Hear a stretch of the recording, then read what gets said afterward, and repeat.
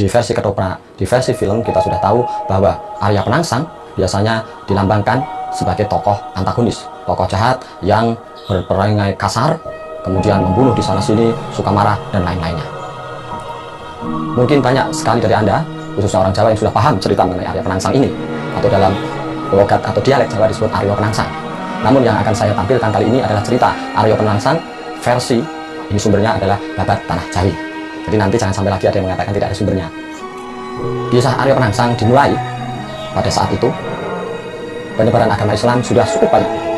Banyak orang-orang yang mulai mempelajari hukum-hukum Islam, fikih, akidah, ilmu kedidayaan, dan lain-lain. Salah satu tokoh yang dianggap guru dan mumpuni dalam agama Islam adalah Sunan Kudus atau Ja'far Shotib.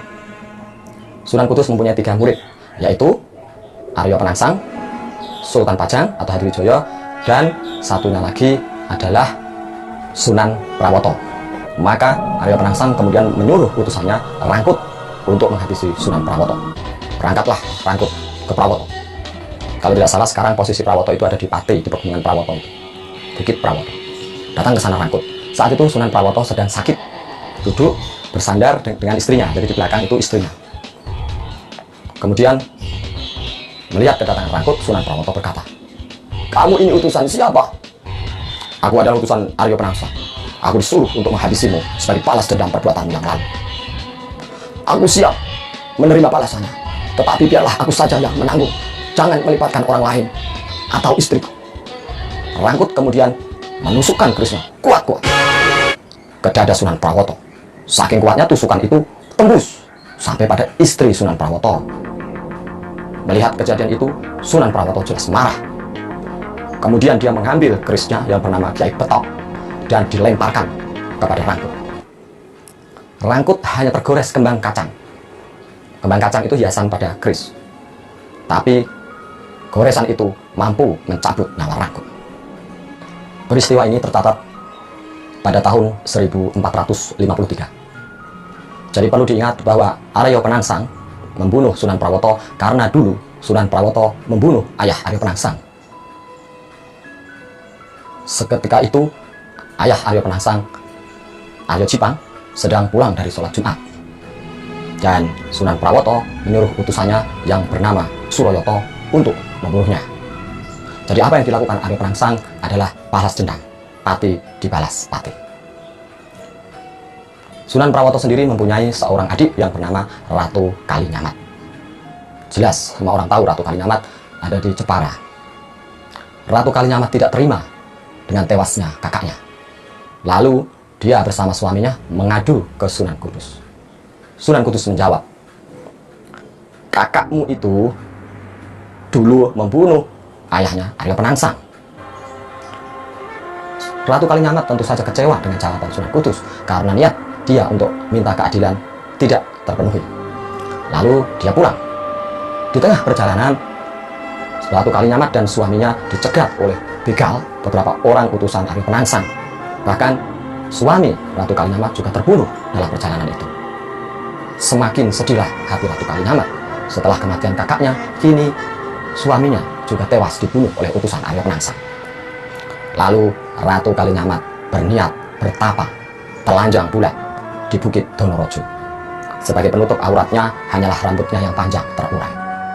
Dia bersumpah tidak akan menghentikan tapa telanjang bulatnya sebelum Arya Penangsang tewas. Lalu diutuslah utusan untuk menculik atau membunuh Sultan Pajang. Sultan Pajang bernama Hadiwijoyo. Dulu waktu masih muda bernama Joko Tingkir. Nanti akan ada kisah lain mengenai Joko Tingkir ini yang menempeleng kerbau sampai meninggal itu. Suatu malam, sudah tepat tengah malam, Sultan Pajang sedang duduk lalu tidur di tempat peraduannya. Para istrinya duduk dan tidur di bawah. Malam semakin larut, mereka semua sudah terlelap tidurnya. Utusan Arya Penangsang masuk ke istana, kemudian masuk ke peraduan, atau kalau sekarang ke kamar Sultan Hadiwijoyo atau Sultan Pajang. Sultan Pajang tidur berselimutkan kain kampuh atau jari atau sarung. Lalu para utusan Arya Penangsang itu segera menusukkan kerisnya kepada tubuh Sultan Pajang. Namun tubuh Sultan Pajang yang dilindungi kain kampuh itu tidak mempan kena senjata atau kebal. Para istri yang mengetahui hal itu menjerit, menangis. Suasana menjadi gaduh. Sultan Pajang lalu melemparkan kain kampuh itu dan mengenai para utusan Arya Penangsang. Terkena kain kampuh, utusan Arya Penangsang tak satu pun ada yang bisa bergerak. Mereka lumpuh, tidak bisa kemana-mana. Sultan Pajang bangun lalu berkata pada para istrinya, "Kenapa kalian ini? Kenapa menjerit dan menangis?" "Ampun Sultan, kami pikir Sultan sudah meninggal karena ditusuk berkali-kali oleh keris para pencuri itu." Sultan Pajang lalu mendatangi para pencuri atau utusan Arya Penangsang dan ditanya, "Kalian ini utusan siapa dan apa keperluannya?"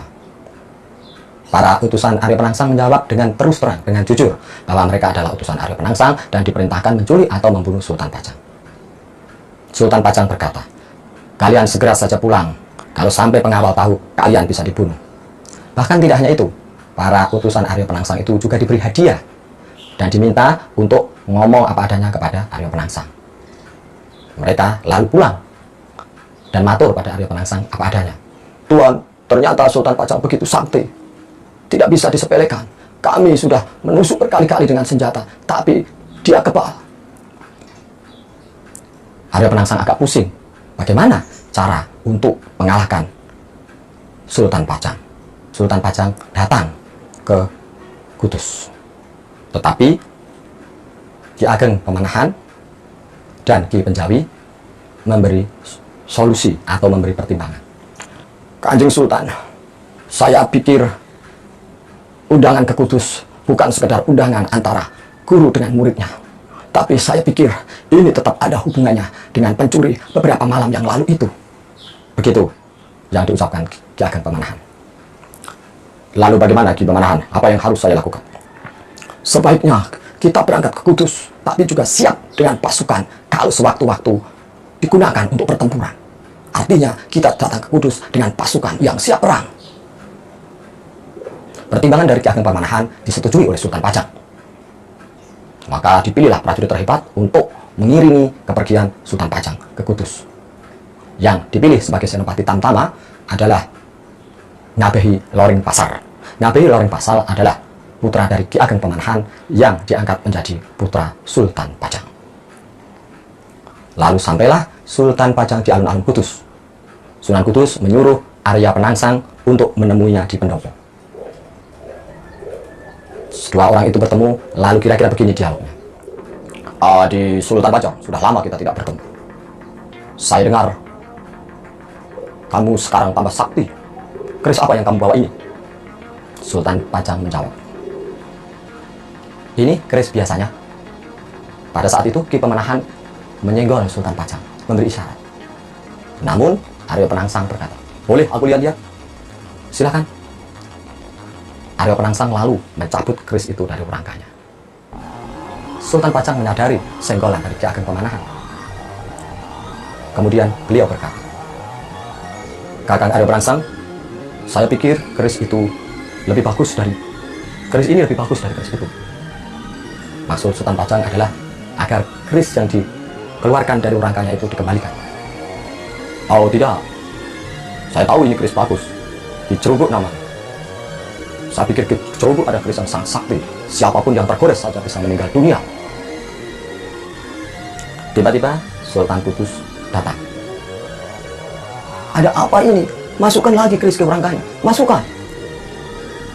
Arya Penangsang memasukkan keris Ki Cerubuk ke rangkanya dan dikembalikan ke Sultan Pajang sambil berkata, "Aha, tidak jadi aku membuat istri menjadi janda kali ini." Sultan Pajang juga menjawab, "Aku juga belum bisa memberi makan burung gagak."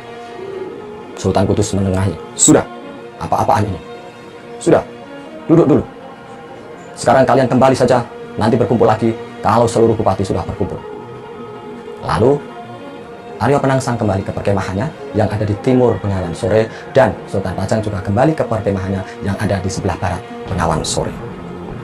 Di perkemahannya itulah Ki Pemanahan matur kepada Sultan Pajang, "Kanjeng Sultan, saya mendengar sekarang Ratu Kalinyamat sedang menderita di Bukit Donorojo. Dia sedang bertapa telanjang dan tidak akan berhenti bertapa sebelum Arya Penangsang meninggal. Bagaimana kalau kita tengok keadaan dia?" Sultan Pajang setuju, lalu mereka berangkat ke Bukit Donorojo.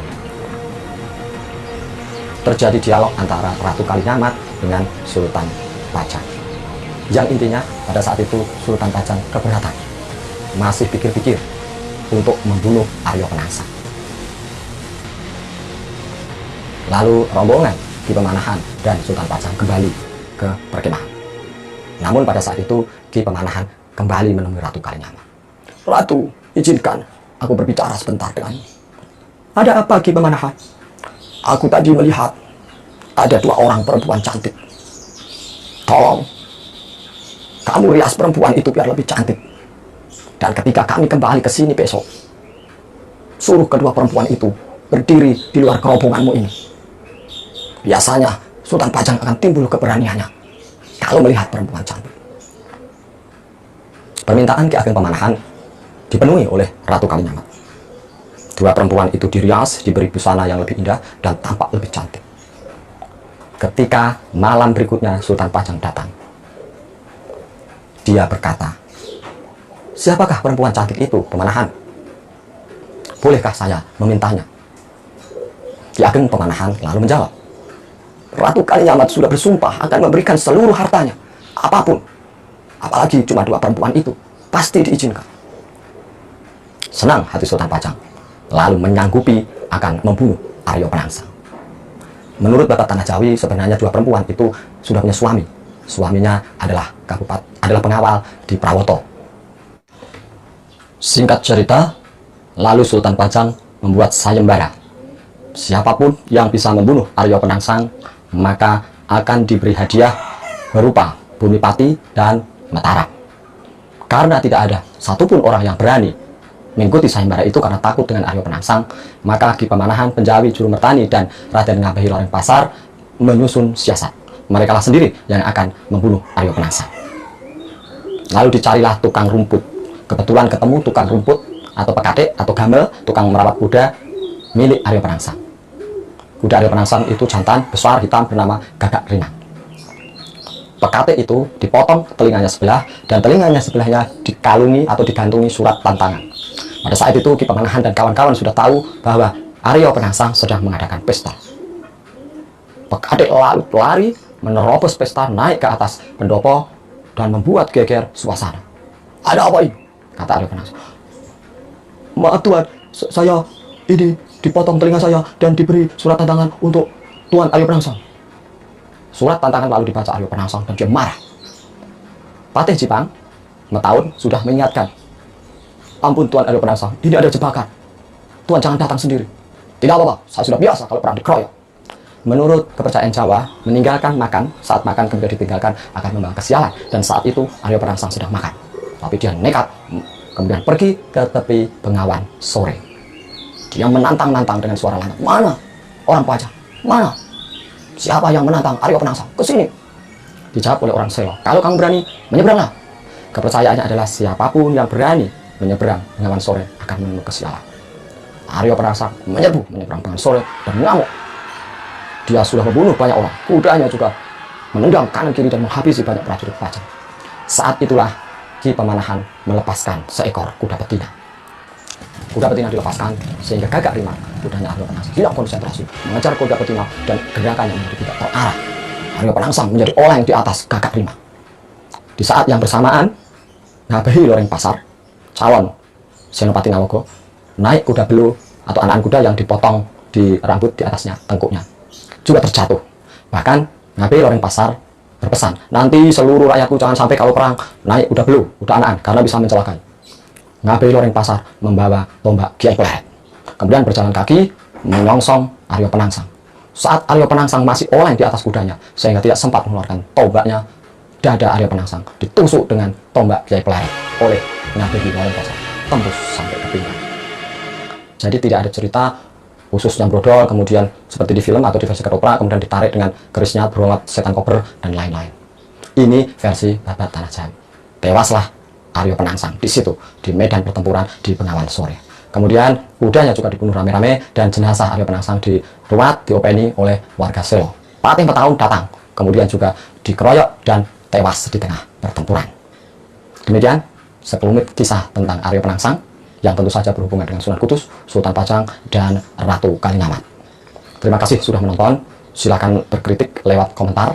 Bagi yang belum, silakan subscribe, like, share, dibagi channel Lia Nafla. Sekali lagi mohon maaf kalau ada yang tidak berkenan. Assalamualaikum warahmatullahi wabarakatuh.